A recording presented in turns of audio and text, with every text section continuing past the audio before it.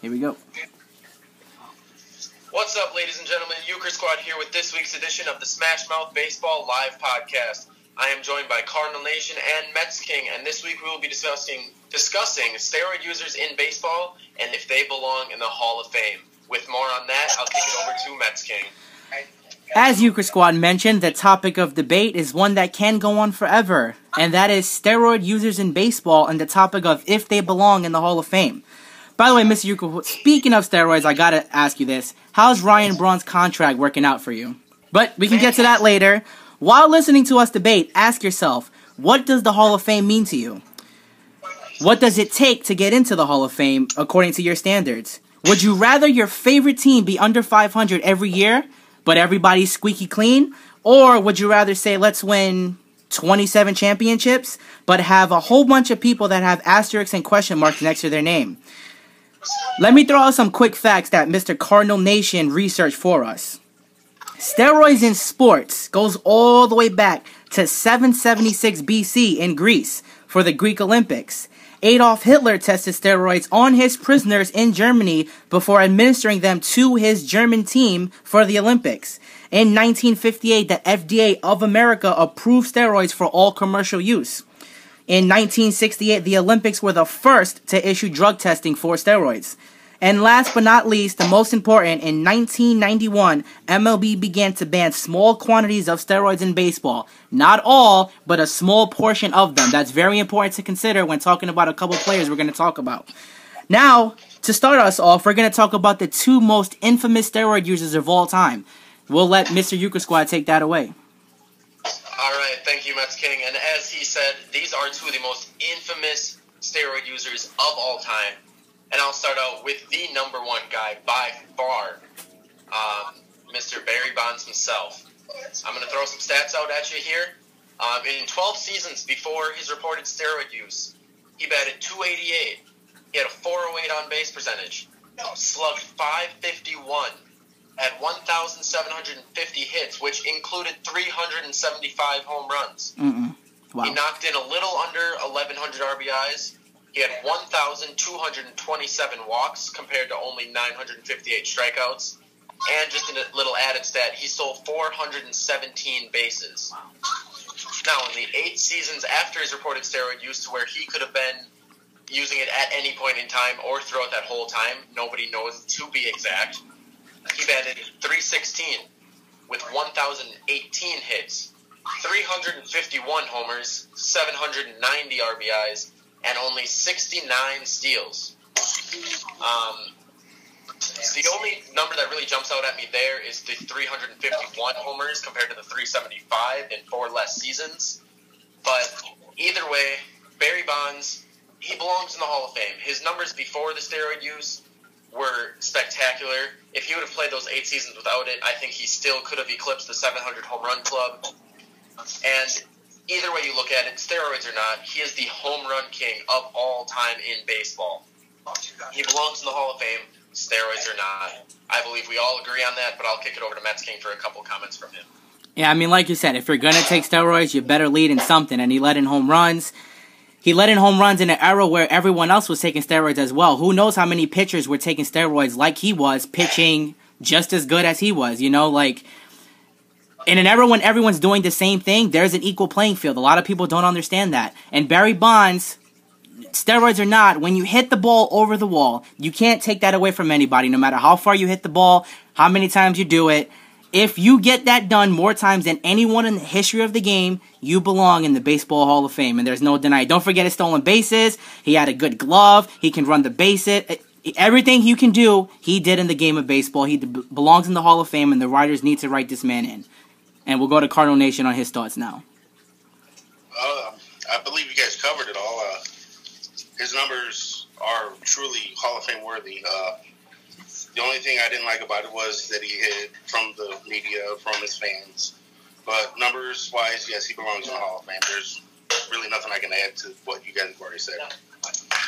Absolutely. And Mets King, as you said, many pitchers from his time may have been using steroids, and that leads me to the next infamous steroid user, Mr. Roger Clemens. Again, I will throw some stats out at you here. In 14 seasons before his reported steroid use, he had 213 wins, a 2.97 ERA, and 2,882 strikeouts across 2,776 innings. That's right, many more strikeouts than innings pitched. But in 10 seasons after his reported steroid use, to where he could have been using it across any part of that time, he only had 162 wins, pitched to a 3.21 ERA, with 2,082 strikeouts in 2,040 innings. Now, I believe Roger Clemens had great numbers before the steroid use, would have continued to have great numbers without it, but he had to keep up with the competition. Many hitters of his time frame were also steroid users, and he had to find a way to keep up. Another thing to note, Roger Clemens, the steroids he took were not exactly performance-enhancing. They were just to help his body age better. So, he pitched more like a 28-year-old than a 35-year-old. He did last quite a while, but his numbers are also still very Hall of Fame worthy. Once you think of some of the best pitchers of all time, his name will always pop up in possibly top 10. So I believe he belongs in the Hall of Fame. I believe we all think the same as well on that, but I will go over to Mets King for his thoughts. Yeah, like you said, if you ask anybody that's watched baseball that is aged 20 to 34, and you say, name the top 5 pitchers of your era, you're going to say Randy Johnson, you're going to say Pedro Martinez, you might throw in Greg Maddux or Glavine or Smalt, and you're going to say Roger Clemens. That alone should tell you this man belongs in the Hall of Fame. Every single stat you name, wins, strikeouts, even playoff wins, he's up there. This man is top 10 in all those categories. Again, proving he should be in the Hall of Fame. I wasn't born yet, but in 1986, he pitched against the Mets in the World Series for the Red Sox, and he was a beast back then. And if he did that before 1991, steroids were not even banned yet. So whenever he did take his steroids, it was way before that, and he was way great before that. So Roger Clemens belongs in the Hall of Fame. He's a top 15 pitcher of all time, definitely a top 5 pitcher of all our eras. The man belongs in the Hall of Fame. He's the best of the steroid pitchers. He belongs in. And we'll go to Cardinal Nation now, what he thinks. Oh, yeah, Roger Clemens is truly a legend. I've seen him pitch. Been watching baseball a long time. A couple names I think you threw out there, like Andy Pettit. He's up there, I think, too. But he's definitely got the numbers to be a Hall of Famer. And again, I don't want to sound like a broken record, but hiding from the press, denying it, lying to your fans is a mark. But again, it won't take him out of Cooperstown. I don't think, at least. I believe he belongs in the Hall of Fame. He is a legend pitcher of all time. Absolutely. All right. And Cardinal Nation, we'll actually kick it right back to you with your thoughts on the next 2 steroid users on our list. Well, first off, I'm going to start with one of the couple men who I believe helped save baseball from the strike, Sammy Sosa. In his career, he had 2,354 games.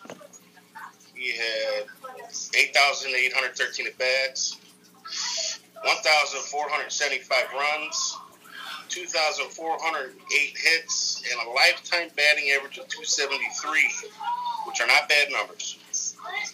His strikeout career of all-time career is 2,306 strikeouts, and season high of 171. Those are terrible numbers for one season. That's a lot of strikeouts. Let's not forget, Mr. Sosa was also caught with corked bats throughout the season, multiple times.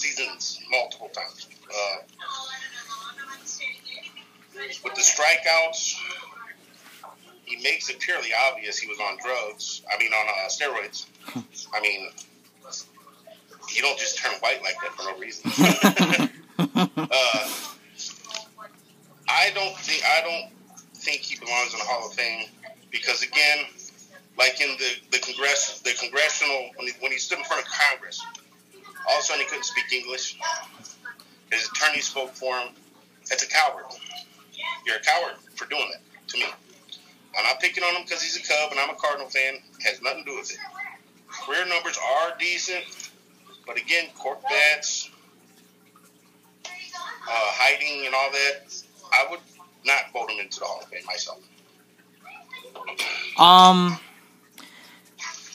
I thank Sammy Sosa because after the strike, him, Ken Griffey Jr., and Mark McGwire got my eyeballs back on baseball. After the strike, fans were devastated. We were angry. We love the game of baseball, and when you take it away from us, obviously we're going to be mad. In order for us to come back to the game, there needed to be a pop. There needed to be something to watch, and Sammy Sosa, McGwire, and Ken Griffey Jr. did that for us. Now, that being said, besides the home runs, which is a magnificent number, over 600 home runs in your career, ridiculous. Only, I think 6 players have ever done it in the history of the game. But his RBI totals were down. His strikeout, he was not a patient hitter. His strikeout numbers were disgusting. His stolen bases were 50-50. His fielding wasn't very good. Again, outside of the home runs, and the fact that he wasn't just caught performance-enhancing corking his bat. I mean, there just so many things this guy did that messed him up and to get to the Hall of Fame. So I would agree with Cardinal Nation. I say no. He's definitely going to be one of the people is going to be remembered in baseball for the rest of lifetime. Anybody that's alive today knows who Sammy Sosa is and will always know who he is, and we thank you. But Hall of Fame worthy, I'm going to have to say no. Yeah, I agree with you 100%. I think you guys covered all topics. Sammy Sosa is, as you said, one of the main guys to get eyeballs back in the game of baseball. I still don't think the game of baseball today is the same as it once was. But it's still, he was a huge part of it. Him and McGwire in the NL home run races, it was spectacular to watch. I was very young at that age, but it was a fun time to be a baseball fan again after the strike. Sosa, even with that, does not belong in the Hall of Fame. All right. Next, I got Pudge, Ivan Rodriguez. 2,543 games. 9,592 at-bats, 1,354 runs, 2,844 hits, 572 doubles, 51 triples, lifetime 311 home runs, with 1,322 RBIs, 127 stolen bases.